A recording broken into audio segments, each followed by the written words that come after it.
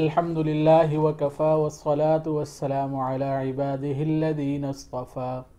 أما بعد فأعوذ بالله من الشيطان الرجيم بسم الله الرحمن الرحيم يسألونك عن الأنفال قل الأنفال لله والرسول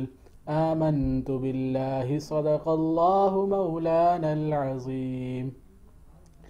بینک اسلامی کے دین کنیکٹ پروگرام کے تحت پیغام قرآن کے 8ویں حصے کے ساتھ آپ کی خدمت میں حاضر ہیں۔ آج انشاءاللہ ہم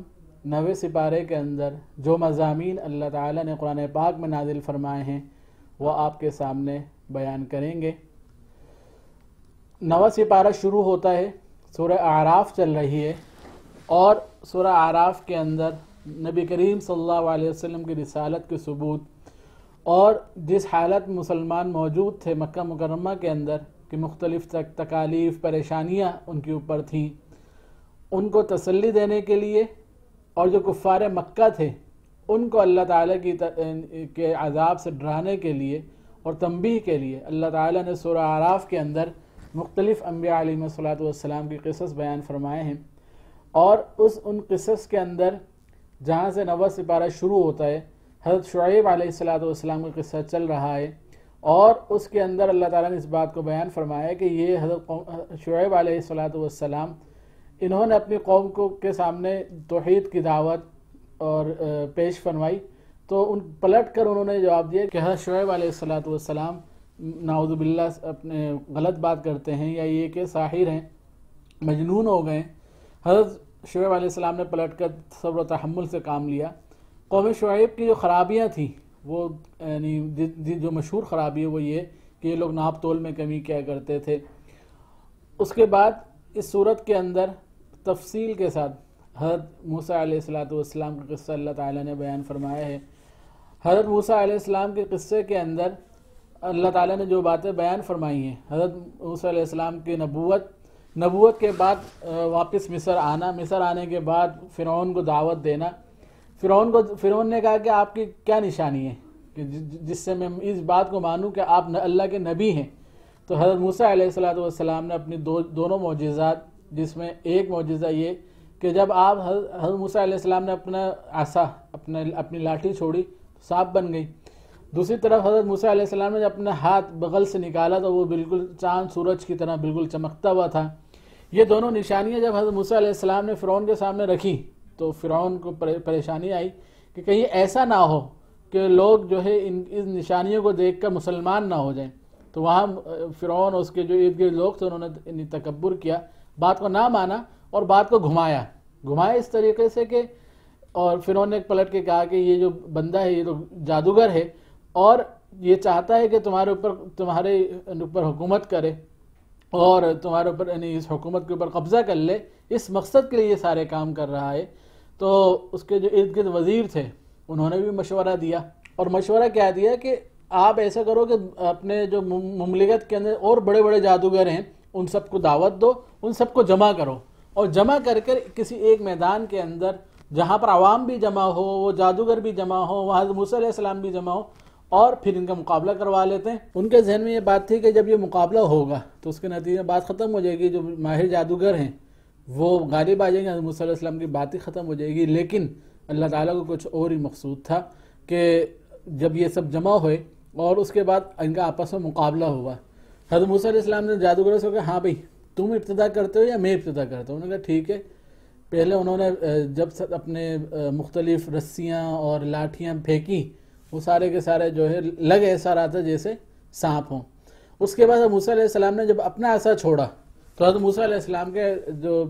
عصا جو سانپ کی صورت میں بنا اس نے سب کچھ کھا لیا۔ جب معاملہ یہ دیکھا جادوگروں کی آنکھیں کھل گئیں کہ یار یہ ایسا نہیں ہے کہ یہ جادوگر ہیں، جب یہ جادوگر نہیں ہے تو اس کا مطلب یہ کہ یہ سب معجزہ ہے اللہ تعالیٰ کی طرف سے۔ تو ان کے دل کے اندر ایمان آ گیا، اور وہ ایمان اور انہوں نے اعلان کر دیا کہ ہم موسیٰ اور ہارون کے رب پر ایمان لے آئے۔ مفسرین لکھتے ہیں کہ یہ جو حضرت موسیٰ علیہ السلام کے جادوگر تھے یہ جب ایمان لے کر آئے تو اس کے بعد پھر فرعون کو اور غصہ آیا، اور غصہ آنے کے بعد اس نے کہا کہ تمہیں جو ہے میں سولی دوں گا، تمہارے ہاتھ پاؤں کاٹ دوں گا۔ تمہیں ہاتھ پاؤں کے ساتھ جو لٹکا دیا جائے گا اور سخت تکلیف دوں گا. لیکن اللہ تعالیٰ نے ایسا ایمان ان کے دلوں میں جاگزین کیا کہ انہوں نے کہا کہ بھلے کچھ بھی کرو، جو دل چاہے کرو، یہ دنیا کی زندگی کا ہے اور آخرت تو صرف نیک لوگوں کے لیے ہے. ہم تمام تکلیفیں برداشت کرنے کے لیے تیار ہیں، جو دل چاہے کر لو. تو اس طریقے سے اللہ تعالیٰ نے یہ جو جادوگر جو حضرت موسیٰ علیہ السلام سے مقابلے کے لیے آئے تھے، اللہ تعالیٰ نے ان کے دل میں ایمان ڈال دیا. تو اللہ تعالیٰ ایسا کامل ایمان کہ دنیا میں جیسی بھی تکالیف آئیں انسان اس کو برداشت کر سکے، ویسا ایمان اللہ تعالیٰ ہمیں بھی عطا فرمائے. اس کے بعد آگے جب بات بڑھی تو مختلف اللہ تعالیٰ نے اس کے قوم فرعون کے اوپر عذاب بھیجے، جس کے اندر قرآن ذکر کرتا ہے کہ کبھی ایسا ہوا کہ قحط سالی آ گئی، کبھی ایسا ہوا کہ طوفان آ گیا، کبھی ایسا ہوا کہ ٹڈیوں کا حملہ ہو گیا، کبھی ایسا ہوا کہ جوؤں کا حملہ ہو گیا، کبھی ایسا ہوا کہ جو بھی پانی تھے وہ سارے کے سارے ان کے خون کی صورت میں بن گئے، اور کبھی ایسا بھی ہوا کہ مینڈکوں کا عذاب آیا کہ منہ کھولو تو مینڈک منہ میں. یہ مختلف اللہ تعالیٰ نے آزمائشیں ان کے اوپر بھیجی. اور ہوتا کیا تھا، جب کوئی آزمائش آتی تو حضرت موسیٰ علیہ السلام کی خدمت میں حاضر ہوتے، کہتے ہیں آپ دعا کیجئے، جیسے اس آزمائش سے ہم نکلیں گے تو ہم ایمان لے آئیں گے. لیکن جب جیسے اپنے آزمائش سے نکلتے پھر سرکشی کرتے اور یہ کہتے کہ جو ہے یہ تو ان کے جادو کا اثر تھا، باقی کون اللہ، کون توحید، کون موسیٰ. تو اس طریقے سے ان کا رویہ تھا. یہ تمام قصص یعنی اس سے پہلے قوم شعیب کا تذکرہ تھا، قوم عاد کا، قوم سمود کا. ان تمام قصص کو نقل کرنے کے بعد اللہ تعالیٰ کی طرف سے جو ایک عمومی اصولی بات ہے وہ یہ اللہ تعالیٰ نے بیان فرمائی کہ یہ جو قومیں تھیں ان کو اللہ تعالیٰ نے عذاب دیا. ایسا نہیں ہے کہ اللہ تعالیٰ ظالم تھا، اللہ تعالیٰ نے ان کو پوری مہلت دی. کبھی ان کے اوپر فراخی آئی، کبھی ان کے اوپر تنگی آئی، اور جب نہ تنگی سے وہ جو ہے اللہ تعالیٰ کی طرف رجوع کیا اور اللہ تعالیٰ کی بات کو مانا، نہ ہی فراخی کی صورت میں وہ اللہ تعالیٰ کی طرف رجوع کیا، پھر اللہ تعالیٰ کی بات پوری ہوئی اور ان کے اوپر عذاب آیا. اور یہ بات ہمارے لیے بھی ہے کہ ہم بھی اس بات کو نہیں دیکھیں کہ جو بھی آزمائشیں آتی ہیں، قرآن یہ سکھلاتا ہے کہ یہ بڑی آزمائش سے پہلے اللہ تعالیٰ چھوٹی آزمائشیں دیتے ہیں تاکہ انسان رجوع کرے. اور آج تقریباً سال سے اوپر ہو گیا ہم ایک بڑی آزمائش کے اندر مبتلا ہیں کرونا وائرس کی صورت میں. تو یہاں بھی ہمارے لیے سبق ہے کہ اللہ تعالیٰ کبھی مختلف آزمائشوں سے جو گزارتے ہیں وہ اس لیے کہ تاکہ ہم اللہ تعالیٰ کی طرف رجوع کریں، نہ کہ اس لیے کہ جو ہم اللہ تعالیٰ سے اور دور چلے جائیں. تو بہرحال ہمارے رجوع اللہ، اللہ تعالیٰ کی طرف رجوع کرنے میں کمی ہے، جس کا نتیجہ یہ ہے کہ وہ آزمائش لمبی بڑھتی جا رہی ہے. تو رمضان کا مہینہ ہے تو ہم اللہ تعالیٰ کی بارگاہ میں رجوع کریں. اور یہ تمام قصص اسی بات کی طرف اشارہ کرتے ہیں کہ جب اللہ تعالیٰ کی طرف رجوع کیا جائے گا تو اس کے نتیجے میں انشاءاللہ آزمائشیں دور ہوں گی، اور اللہ تعالیٰ کی طرف ہمارا رجوع کرنا یہ ہمارے لیے فائدہ مند ہوگا. اس کے بعد اللہ تعالیٰ نے اس صورت کے اندر عہد الست یعنی کہ وہ ایک عہد یاد دلایا ہے جو ہر انسان نے کیا تھا. یعنی جب تمام روحوں کو اللہ تعالیٰ نے ایک جگہ جمع کیا اور یہ بات کہی کیا بتاؤ کہ کیا میں تمہارا رب نہیں ہوں؟ تو تمام جو روحیں تھیں انہوں نے کہا کہ کیوں نہیں، آپ ہی ہمارے رب ہیں. تو اسی وجہ سے علماء کرام فرماتے ہیں کہ، اور احادیث سے بھی بات ثابت ہے کہ انسان جب پیدا ہوتا ہے تو وہ دین فطرت پر یعنی توحید پر پیدا ہوتا ہے، بعد میں اس کا ماحول اس کو یہودی یا نصرانی بنا دیتا ہے. اور یہ جو عہد الست ہے کہ یعنی ہم نے تمام روحوں نے اللہ تعالیٰ کو جو ہے کے ساتھ وعدہ کیا ہاں آپ ہی ہمارے رب ہیں، اس کی بنیاد پر آخرت میں بھی ایک تو دنیا میں ایک مائل ہوتا ہے انسان توحید کی طرف، اور آخرت میں بھی اللہ تعالیٰ کی طرف سے اس بات پہ پوچھا جائے گا کہ وہ جو عہد کیا تھا وہ کیوں توڑا اور شرک اور اپنے اللہ تعالیٰ کی نافرمانی کی طرف کیوں گئے. سورت کے آخر کے اندر اللہ تعالیٰ نے پھر ابتدا قرآن سے کی تھی، انتہا بھی قرآن پر، اور ساتھ ساتھ ایک اور چیز اللہ تعالیٰ نے بیان فرمائی کہ جب کوئی ایسا معاملہ ہو کہ دل میں شیطان وسوسہ ڈالے تو فاستعذ باللہ، اللہ سے جو ہے ہم پناہ مانگیں. اللہ تعالیٰ کی ذات وہ ذات ہے جو ہر چیز پر قادر ہے، ہر چیز پر غالب ہے. اگر ہم کہیں پھنس جائیں، کہیں چاہے وہ دنیاوی پریشانی ہو چاہے اخروی پریشانی ہو، وہاں پر ہم اللہ تعالیٰ سے اللہ تعالیٰ سے جو ہے اس کوئی وسوسہ دل میں آئے اللہ تعالیٰ سے پناہ مانگے اور ہر چیز اللہ تعالیٰ سے مانگے. اور کوئی ایسا موقع آ جائے جہاں ہمیں اس بات کا خدشہ ہو کہ کہیں ایسا نہ ہو کہ میں اس گناہ میں پڑ جاؤں، کہیں ایسا نہ ہو کہ یہ مصیبت میرے اوپر آ جائے، وہیں اللہ تعالیٰ کی طرف رجوع کریں۔ یاد رکھیے کہ جتنا ہم اللہ تعالیٰ کی طرف رجوع کریں گے، یہی بنیادی صفت تھے تمام نیک لوگوں کی بھی اور انبیاء علیہ الصلوۃ والسلام کی بھی، کہ وہ قدم قدم پر اللہ تعالیٰ کے بارگاہ میں یعنی حاضری دیتے ہیں، اللہ تعالیٰ سے مانگتے ہیں۔ تو اللہ تعالیٰ نے یہاں قرآن میں یہ ہمیں سکھلا دیا کہ فاستعیذ باللہ، کہ کوئی وسوسہ آئے، کوئی پریشانی آئے تو اللہ تعالیٰ سے ہم اپنے پناہ مانگ لیں، اور اللہ تعالیٰ یقیناً پھر پناہ دینے والے ہیں۔ مزید ایک اور حکم قرآن کے بارے میں اللہ تعالیٰ نے فرمایا کہ جب قرآن پڑھا جائے، جب قرآن کی تلاوت کی جائے تو خاموش ہو جاؤ ادب کے ساتھ، اور قرآن پاک کو سنو، غور سے سنو، یہ قرآن پاک کا حق ہے۔ لہذا اگر ہم اپنے قرآن پاک کی تلاوت ہو رہی ہو تو وہاں اس کو خاموشی سے ادب کے ساتھ سننا، یہ اس کا یعنی ادب ہے اور سننا چاہیے۔ اور اسی لیے علماء کرام نے یہ بات لکھی ہے کہ اپنی رنگ ٹونز وغیرہ کی صورت میں قرآن کے آیات یا کوئی اپنے ذکر وغیرہ نہیں لگانا چاہیے، کیونکہ اس میں ادب مقصود نہیں ہوتا بلکہ اعلان مقصود ہوتا ہے۔ لہذا قرآن پاک کی تلاوت کے ساتھ ہمارا یہ رویہ ہونا چاہیے۔ ابتدا بھی اللہ تعالیٰ نے قرآن کے ساتھ کی صورت کی، اور انتہا کے اندر بھی اللہ تعالیٰ نے قرآن پاک کی اتباع کے حکم کے ساتھ اس صورت کو ختم فرمایا ہے۔ اگلی صورت سورۃ الانفال ہے۔ انفال نفل کی جمع ہے، اور انفال کا مطلب یہ ہے مال غنیمت، کہ جب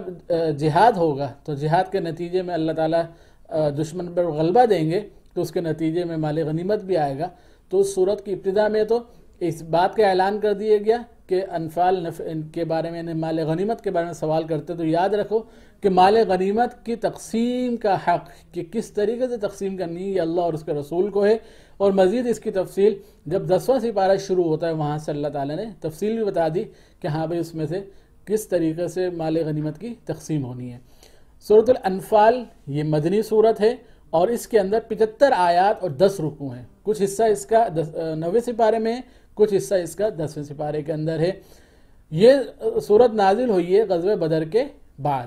غزوہ بدر کے اندر اور اس صورت کے اندر غزوہ بدر کے احوال اللہ تعالیٰ نے نقل فرمائے اور بیان کیے ہیں کہ غزوہ بدر کے اوپر اللہ تعالیٰ نے تبصرہ فرمایا۔ غزوہ بدر یہ 2 ہجری کے اندر ہوا، جب نبی کریم صلی اللہ علیہ وسلم مدینہ تشریف لے آئے تو کفار مکہ کو یہ بھی نہیں کیا کہیں گے، اس پر بھی سکون نہیں آیا کہ یہ سکون سے کیوں رہ رہے ہیں۔ جو مسلمان جو مدینہ آ کر نسبتاً سکون سے ہوگا کہ جب تک مکہ میں تھے تو مشرکین مکہ مسلسل تکالیف دے رہے تھے، جب مدینہ میں آ گئے تو کچھ سکون سے ہوگا، تو یہ سکون بھی ان کو برداشت نہیں ہوا۔ لہذا انہوں نے کچھ یہاں کے جو منافقین تھے ان کو خط لکھے اور کہا کہ تم اگر محمد صلی اللہ علیہ وسلم کے ساتھیوں کو اگر نہیں نکالو گے یا ان کو ان پر حملہ نہیں کرتے تو ہم ان کے اوپر حملہ کریں گے۔ اس طرح سعد بن ابی وقاص جو کہ انصاری صحابی تو ان کو بھی پیغامات بھیجے کہ تم نے جو ان کو پناہ دی ہے تو تم بھی نہیں بچو گے۔ سعد بن ابی وقاص مسلمان تھے تو انہوں نے پھر پلٹ کے یہ کہا کہ ٹھیک ہے، اگر تم یہ سوچ رہے ہو کہ تم مدینے پہ حملہ کرو گے تو یاد رکھو کہ تمہاری بھی یہاں سے سپلائی لائن گزرتی ہے، تمہارے قافلے شام کے لیے یہاں سے گزرتے ہیں، تو پھر تمہارے قافلوں بھی نہیں بچیں گے۔ تو اس طریقے سے ایک سمجھیں کہ چیلنج دے دیا ان کو بھی کہ اگر تم یہ سوچ رہے ہو کہ مدینہ کے اوپر حملہ کرو گے تو تمہارے قافلوں پر بھی حملہ ہو سکتا ہے اور حملہ کیا جائے گا۔ ساتھ ہی پھر یہ مشرکین مکہ نے آ کر کچھ چھیڑ چھاڑ بھی شروع کر دی، مسلمانوں کے کچھ مویشی وغیرہ لوٹ کر لے گئے۔ تو اس کے بعد پھر آپ صلی اللہ علیہ وسلم کو اطلاع ملی کہ ایک قافلہ جو کہ ابو سفیان اس وقت مسلمان نہیں ہوئے تھے ان کی سرداری کے اندر شام سے آ رہے، اور 1000 سواروں پر مشتمل ہے، اونٹوں پر مشتمل ہے، اور ایک اچھی بڑی مال و دولت پر مشتمل ہے کہ جب یہ مکہ جائے گی تو یہ مسلمانوں کے خلاف استعمال ہوگی۔ تو آپ صلی اللہ علیہ وسلم نے اس بات کا فیصلہ فرمایا کہ اس قافلے کے اوپر حملہ کرنا ہے۔ تو یہاں پر ایک بات یہ ذہن میں رکھیں کہ غزوہ بدر جو ہوا کہ اس قافلے پر حملہ کرنا تھا، تو بعض اوقات لوگ یہ سمجھتے ہیں کہ اس قافلے پر حملہ کرنا ایک پرامن قافلے پر حملہ کرنا تھا، اور یہ تو ٹھیک نہیں ہے، بلکہ جو ہے اور مسلمانوں کی طرف سے حملہ تھا اور جو قافلہ تھا وہ پرامن تھا۔ ایک بات تو یہ سمجھیں کہ قافلہ پرامن نہیں تھا، بلکہ صورتحال یہ تھی کہ یہ قافلہ اس جنگ کی تیاری میں تھا جو جنگ کرنی تھی، جیسا کہ ان کے کفار مکہ کی طرف سے دھمکیاں بھی آ رہی تھی کہ آپ کے اوپر حملہ کرنا، اور اس کے لیے یہ پوری ایک سپلائی تھی جو کہ شام سے سمجھو کہ جو معیشت مضبوط ہوتی پھر حملہ کرتے. دوسرا یہ کہ جو ابو سفیان ایک سرکردہ سردار تھے, سمجھے گیا انہی کے کمانڈروں میں سے تھے, تو ان کی سرکردگی میں آ رہا تھا کہ کوئی پرامن نہیں تھا, بلکہ یہ ایک سمجھے کہ وہ تھے فوجی تھے اس زمانے کے, کیونکہ اس زمانے میں یہ تفریق تو تھی نہیں کہ یہ پرامن شہری اور یہ فوجی ہے. وہاں جو ہوتے تھے سب فوجی ہوتے تھے, جو بھی جوان ہے وہ فوجی ہے. لہذا یہ جو حملہ تھا یہ, اور مزید یہ کہ حالت جنگ میں تھے مسلمان, یعنی مسلسل کفار کی طرف سے دھمکیاں اور مسلمانوں کی طرف سے بھی چیلنجز تھے, ان کی طرف سے دھمکیاں تھے تم پہ حملہ کریں گے. مسلمانوں کو جو چیلنج تھا کہ دیکھو تمہارے قافلے پھر نہیں بچیں گے, تو ایک حالت جنگ تھی جس کے اندر اس قافلے پر حملہ کیا. ایسا نہیں تھا کہ کسی پرامن قافلے پر حملہ کیا تھا, بلکہ ایک سمجھیں کہ ایک حالت جنگ کے اوپر کے اندر وہ حملہ تھا. پھر نتیجہ اس کا یہ نکلا کہ وہ قافلہ تو بہرحال ایک طرف ہو کے نکل گیا, یعنی اپنے اس نے راستہ بدل لیا, لیکن مکہ سے ابو جہل کی سرکردگی کے اندر ایک بڑا لاؤ لشکر لے کر وہ لوگ بدر تک پہنچے ہیں. تو اللہ تعالیٰ نے اس میں مسلمانوں کو فتح دی. تو اب فتح کے بعد یہ صورت نازل ہوئی ہے. ایک تو اللہ تعالیٰ نے یہ بات بیان فرمائی کہ اس فتح کے اندر اللہ تعالیٰ کی نصرت کا بڑا کردار ہے. ہوتا یہ ہے کہ انسان جب کوئی اچیومنٹ کرتا ہے, کوئی کامیاب ہوتا ہے, تو اپنی طرف اس کی نسبت کر رہا ہوتا ہے. تو اللہ تعالیٰ نے مسلمانوں کے سمجھے اس جوش کو اور اس یعنی کیا کہیں گے کہ دل میں بات آ سکتی تھی کہ ہم تو بڑے مضبوط ہو گئے, ہم تو بڑے غالب ہو گئے, تو اس کو اللہ تعالیٰ نے تھوڑا ڈاؤن کیا ہے کہ بھائی جو نصرت ہے وہ اللہ کی نصرت کے نتیجے میں ایسا ہوا ہے. ایسا نہیں ہو کہ جو نا اس کامیابی کے اندر کچھ زیادہ ہی جوش میں آ جائیں, کچھ زیادہ ہی خوشی میں آ جائیں, بلکہ اللہ تعالیٰ کی طرف نظر ہو, اللہ تعالیٰ کی مدد سے ہوا ہے. تو اس میں اللہ تعالیٰ نے خاص طور پہ فرمایا کہ اللہ تعالیٰ نے مدد فرمائی, فرشتوں کے ذریعے سے اللہ تعالیٰ نے مدد فرمائی. ایک مزید اللہ تعالیٰ نے اس میدان جنگ کے اندر تمہارے اوپر اونگ مسلط کر دی, جس کے نتیجے میں تم دوبارہ تازہ دم ہو گئے. تو اس طریقے سے اللہ تعالیٰ نے غزوہ بدر کے موقع پر مدد فرمائی. تو اس کے اوپر اللہ تعالیٰ نے اس صورت میں تبصرہ فرمایا ہے. اور اس کے بعد پھر مسلمانوں کو جہاد کے لیے تیار رہنے کا حکم ہے کہ ہمیشہ جو جہاد کے لیے تیار رہیں اور اس کے لیے اپنی جو ہے تیاری مکمل رکھیں. ایک اور چیز جو اس صورت کے اندر اللہ تعالیٰ نے بیان فرمائی ہے وہ یہ کہ امر بالمعروف ونہی عن المنکر, کہ نیکی کا حکم دینا اور برائیوں سے روکنا یہ بنیادی فریضہ ہے. اگر مسلمان اس سے غافل ہو جائیں گے تو اللہ کا عذاب ان پر مسلط ہو جائے گا. تو یہ ایک بنیادی چیز ہے. اگر نیک لوگ سے اپنی نیکی کے اوپر بس کفایت کر جائیں, نیکیوں کو حکم نہ دیں, برائیوں کو دیکھتے خود برائیوں سے بچیں لیکن برائیوں سے بچنے کا حکم نہ کریں, کوشش نہ کریں, تو اس کا نتیجہ یہ نکلے گا کہ جب اللہ کا عذاب آئے گا نمبر ایک, اور جب اللہ کا عذاب آئے گا تو پھر ایسا نہیں ہے کہ صرف ان خاص لوگوں پر آئے گا جنہوں نے برائی کی تھی, وہ پورے معاشرے پر آتا ہے. وہ الگ بات ہے کہ آخرت میں انجام متقیوں کا الگ ہوگا اور جو نافرمان ان کا الگ ہوگا, لیکن دنیا میں جو معاملہ ہے وہ سب یکساں اس سے پھر متاثر ہوتے ہیں, سب پر وہ عذاب کی صورت میں آتا ہے. لہذا امر بالمعروف یعنی نیکیوں کو حکم کرنا اور برائیوں سے روکنا ایک مسلم معاشرے کی نشانی ہے, اور اس میں ہمیں لگنا چاہیے. اس کے بعد اس صورت کے اس سپارے کے آخر میں اللہ تعالیٰ نے کافروں سے یہ بات کہی ہے کہ جو ہے تم باز رہو, اگر باز نہیں آتے تو اللہ کا عذاب آئے گا. اور مزید مسلمانوں کو حکم دیا جا رہا ہے کہ جہاد کے لیے تیار رہو, اس کے لیے اپنی تیاری مکمل رکھو, صبر کے ساتھ کام لو, شجاعت کے ساتھ کام لو. تو انشاءاللہ جس طریقے سے اللہ تعالیٰ نے بدر میں مدد کی ہے, اللہ تعالیٰ بعد میں بھی مدد کرنے پر قادر ہے. اللہ پاک یہ سورہ اعراف اور سورہ انفال کے جو مضامین ہم آپ کے سامنے پیش کیے, ہم سب کو اس پر یعنی اس میں سے اس میں جو سبق بیان کیے گئے ہیں اس پر عمل کرنے کی توفیق عطا فرمائیں. انشاءاللہ اگلے حصے کے ساتھ پھر حاضر ہوں گے. السلام علیکم.